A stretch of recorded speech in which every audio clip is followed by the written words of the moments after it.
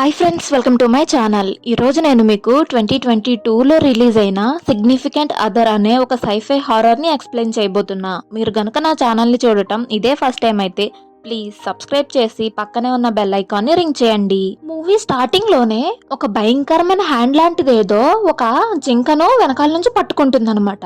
అక్కడ నుండి సీన్ అనేది షిఫ్ట్ అయ్యి రూత్ ఇంకా హ్యారీని చూపిస్తారు. వాళ్ళేమో ట్రెక్కింగ్ కోసం అడవికి వెళ్తున్నారనమాట. సో దారిలో ఒక టీ తాగే స్టాల్ కనిపిస్తే అక్కడ ఆగుతారు. అక్కడేమో ఒక చిన్నపిల్లాడు, మీరు వెళ్ళబోయే అడవిలో ఒక రెడ్ కలర్ లోని తోకచుక్క పడిపోయింది, సో కొంచెం చూసుకోండి అని వాళ్ళతో చెప్తాడు.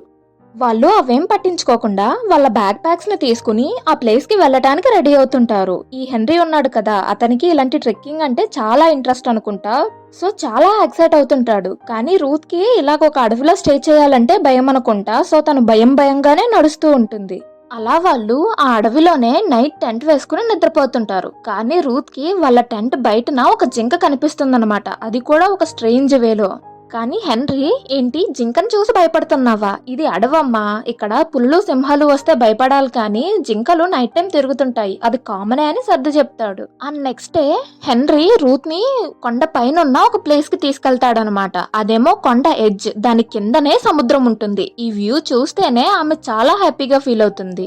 ఈ మూమెంట్ ని ఇంకా స్పెషల్ చేయాలని అతను ఒక రింగ్ ఇచ్చి మన రూత్ కి ప్రపోజ్ చేస్తాడు. కానీ ఆమె బాగా యాంగ్షియస్ ఫీల్ అయ్యి సారీ ఇదంతా నా వల్ల కాదని కంగారు పడుతూ అక్కడి నుంచి వచ్చేస్తుంది. వీళ్ళిద్దరూ ఇలా గత 6 years నుంచి ప్రేమించుకుంటూనే ఉన్నారు. కానీ మన రూత్ ఇంకా పెళ్లికి రెడీగా లేదనమాట. తను ఇలా రిజెక్ట్ చేస్తుందని అతను కూడా ఎక్స్పెక్ట్ చేశాడు. ఎందుకంటే రూత్ మదర్ ఇంకా ఫాదర్ కూడా పెళ్లి చేసుకుని ఈమె పుట్టిన తర్వాత డైవర్స్ తీసుకుని ఉంటారు. ఈమె ఒంటరిగా పెరగటంతో మ్యారేజ్ మీద నమ్మకమే పోయింటుందిలే అని ఈ విషయాన్ని అతను అర్థం చేసుకోగలుగుతాడు. And next day morning Ruth లేచేపాటికే హ్యారీ మార్నింగ్ వాక్ కోసం వెళ్ళిపోయి ఉంటాడు. అండ్ ఆమె కోసం ఒక నోట్ ని కూడా పెట్టుంటాడు అనమాట.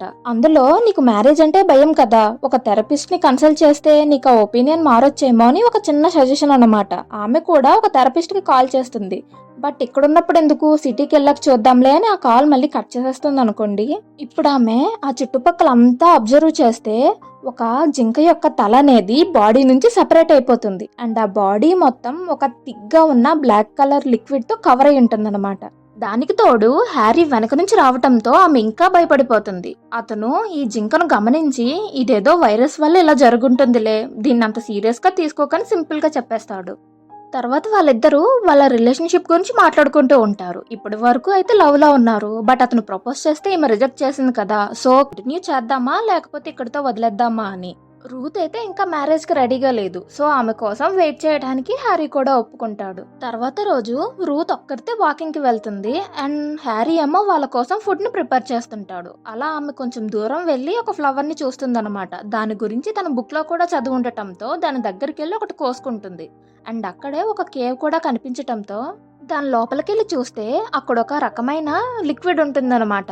అండ్ ఆ లిక్విడ్ ని ఏంటా ఇదని గమనిస్తూ ఆ కేవ్ మొత్తం చెక్ చేస్తే ఆమెకు ఒక ప్లేస్ లో ఏదో భయంకరమైనది కనిపించింది అనుకుంటా. గట్టిగా అరిచేయటంతో ఇక్కడ సీన్ కూడా కట్ అయిపోతుంది.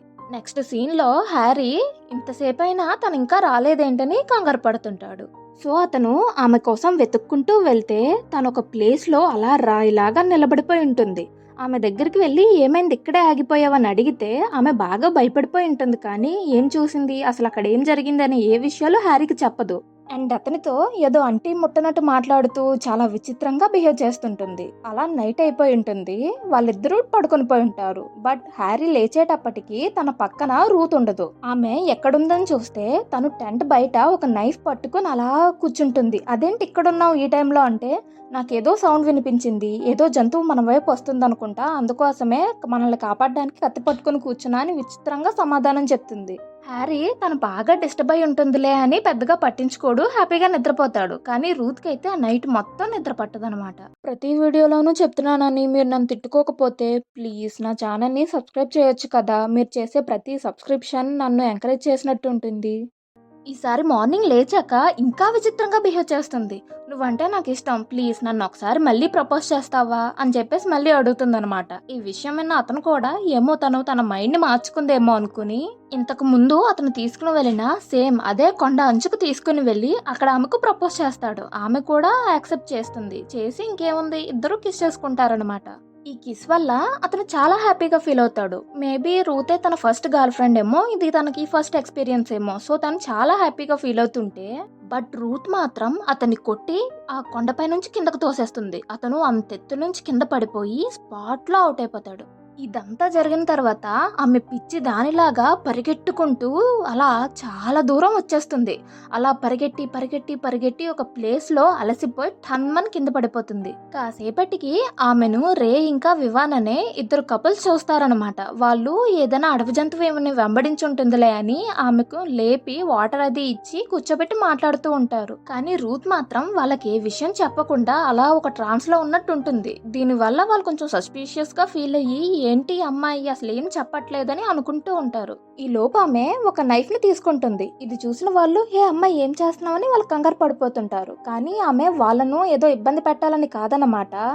వాళ్ళ వెనక నుంచి హ్యారీ అసలు ఏం జరగనట్టు ఒక చిన్న దెబ్బ కూడా లేకుండా మన రూత్ కోసం వచ్చుంటాడు. పద రూత్ మనం ఇక్కడ నుంచి వెళ్ళిపోదామని చెప్తుంటే ఆమె భయపడిపోయి పారిపోతుంది. ఆమె వెనకే రే కూడా వెళ్తుంది. ఆ వివాన్ ఉన్నాడు కదా, అతను నువ్వు తనకి దూరంగా ఉండు, ఆమె నిన్ను చూసే భయపడుతుందని అతన్ని ఆపాలనుకుంటే హ్యారీ తన చేతి వేళ్ల నుంచి ఒక పొడవైన సూదిలాంటి ఆబ్జెక్ట్తో వివాన్ యొక్క చేయిని కట్ చేసేస్తాడు. లాస్ట్కి అతన్ని కూడా చంపేస్తాడనమాట. ఇప్పుడు రూత్ వెనకాలే వెళ్ళి రూత్తో పాటు ఉన్న ఆ రేని కూడా చంపేస్తాడు. బట్ రూత్నైతే చంపడనమాట. ఇప్పుడు అతను అసలు నీకు ఈ నిజం ఎలా తెలిసిందని రూత్ని అడుగుతాడు. అండ్ అప్పుడే మనకి అసలు ఏం జరిగిందో, ఈ హ్యారీ ఇలా ఎలా మారిపోయాడు అనేది చూపిస్తారనమాట.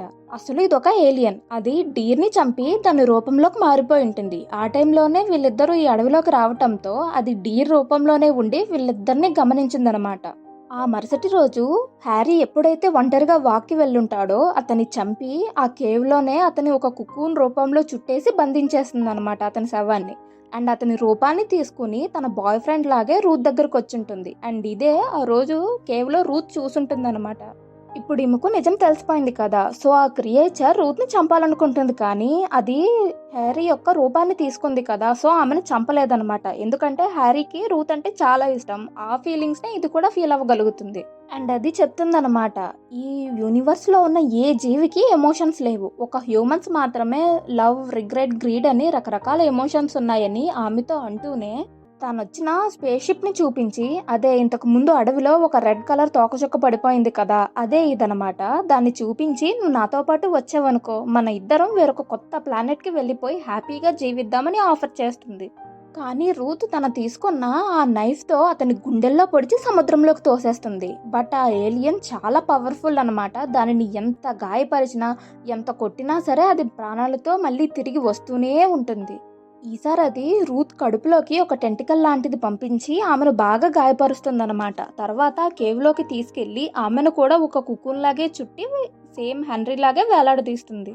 ఇప్పటికే 2 అవకాశాలు ఇచ్చినా మన రూత్ మారలేదు కదా. సో అది అంటుందన్నమాట, నేను హ్యారీలాగా మారాక నీ మీద ప్రేమ పెంచుకున్నాను, నీకు హెల్ప్ చేద్దామని చూస్తుంటే నువ్వే నన్ను దూరం పెడుతున్నావు, నిన్ను ఎలా అర్థం చేసుకోవాలో తెలియట్లేదు అంటూనే రూత్ లాగా మారిపోతుంది. ఎందుకంటే ఆమెలాగా మారితే ఆమె మనసులో ఏముందో ఆ విషయాలన్నీ తెలుసుకోవచ్చు కదా. ఇప్పుడు ఆమెకు హ్యారీ యొక్క ఫీలింగ్స్ ఉన్నాయి, రూత్ యొక్క ఫీలింగ్స్ ఉన్నాయి ఆ ఏలియన్కి.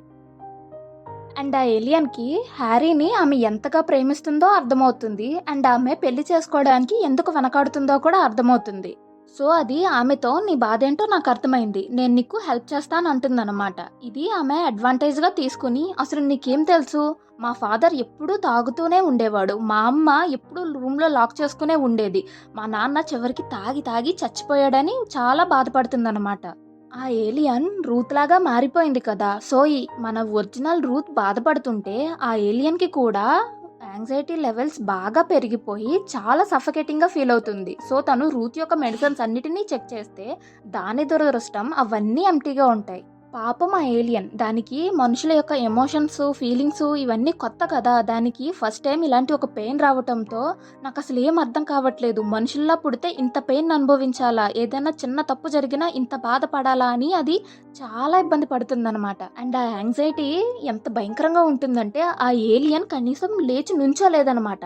ఇదే అదనంగా తీసుకున్న రూత్ ఏమో ఆ కుక్కుని నుంచి విడిపించుకొని ఒక పెద్ద బండరాయితో ఆ ఏలియన్ తలను కొట్టి కొట్టి నుజ్జు చేసేస్తుంది.